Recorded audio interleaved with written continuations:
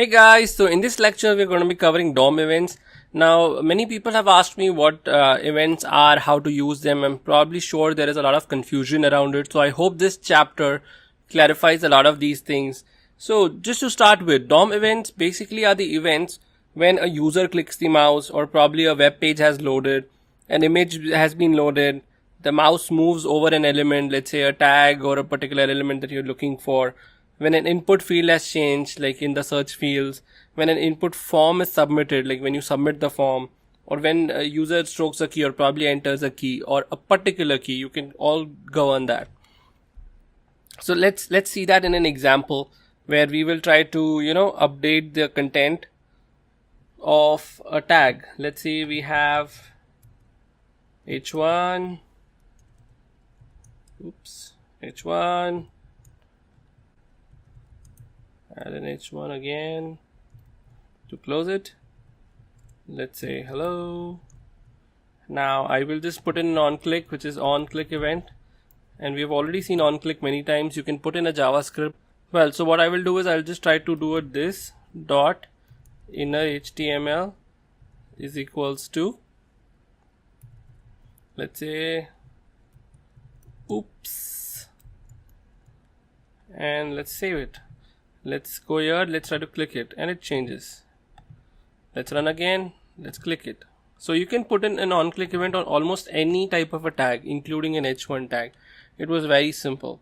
Now you can also have event handlers. So rather than doing a this.inner HTML, what you can do is you can just move this to another method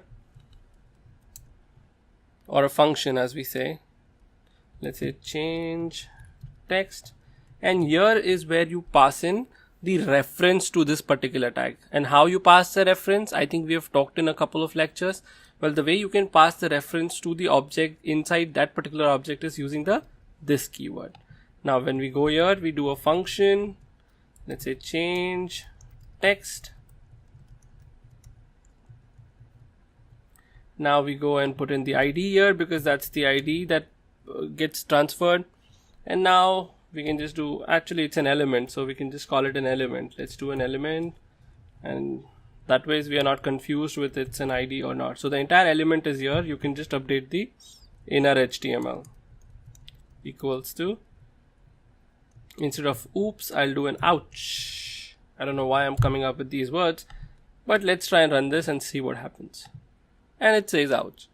Now sometimes you don't even have to have the events directly. You can directly use the JavaScript and you can put the events onto the DOM. So let me show you a simple example. Let's just create a button. Click me. Let's close the button, and here I'm not giving any onClick event, if you can see. So if I click this, nothing will happen. But let's try and write some JavaScript that will do that for us. So let's do a document. Let's get the element first. Get element by ID. Let's give it an ID. Let's call it a button click. Okay. Let's use this ID. Let's go here. Let's put it in. And now let's add the onClick event using this DOM element. So let's do an onClick is equals to, now remember onClick accepts a function. So if you're doing something like a function, you can display as a function. So let's say I give in a function as change button text, and this has to be a function. So let's try to define this as a function. So let's copy this. Let's write a function, this one, and in that function what we will do is we'll just get this element again because we're trying to update it, and update its inner HTML equals to I was clicked. Simple, right? Now let's go and run it, and let's make sure that everything works, and I was clicked. So what I did was, rather than putting the onClick event onto the HTML tag, I went ahead and did it using the JavaScript, and I updated the HTML DOM itself. So you can do that too. You don't have to always depend on the HTML code. You can write your own event handlers in the JavaScript itself. The next example that I'm going to show you is a little fascinating, I would say. The reason being, it's a very good example, and you can see a lot that can be done before the page is also loaded. So the next event is called onload and unload. Let me just write it down for you. So it's called onload and unload. So these are the two events that we're going to be talking about right now. So what happens is when you give the body tag, right? So on the body tag, you can call in a method using the onload. So whenever the body loads, you can say onload is equals to some function. Let's say in this scenario, we want to check the cookies, if the cookies are enabled in our browser or no. Check cookies. Okay.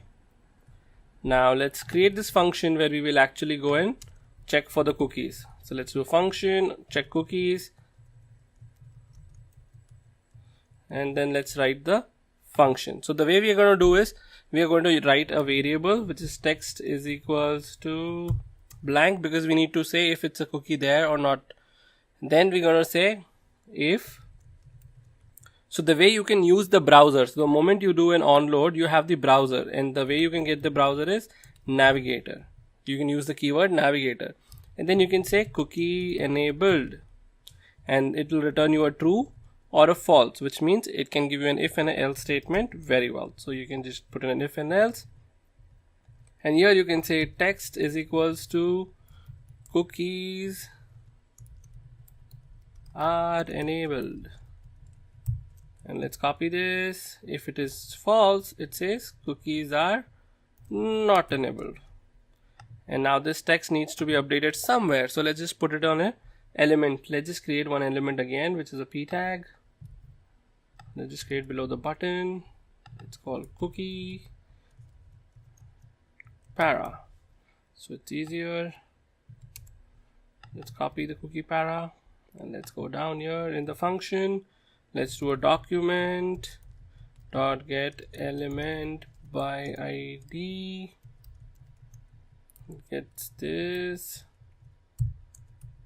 Okay, now we have this inner HTML is equals to text, and it says cookies are enabled because my browser has cookies enabled.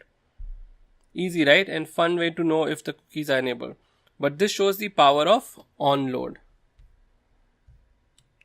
Similarly, you can use an unload which means the page has unloaded. So if you have any activities that you want to do on unload, so you can just write an unload and then call a method and probably clean up what you want to clean up in that particular method. Similarly, you have an on change. So let's say if you're putting an element which is an input element, you can give an on change onto it, or you can do an on mouse over or on mouse out. We've already seen that on mouse over and on mouse out events. So that was all about events. I hope it clarifies at least a bit of it, and if you still have questions, let me know. I'll see you in the next class.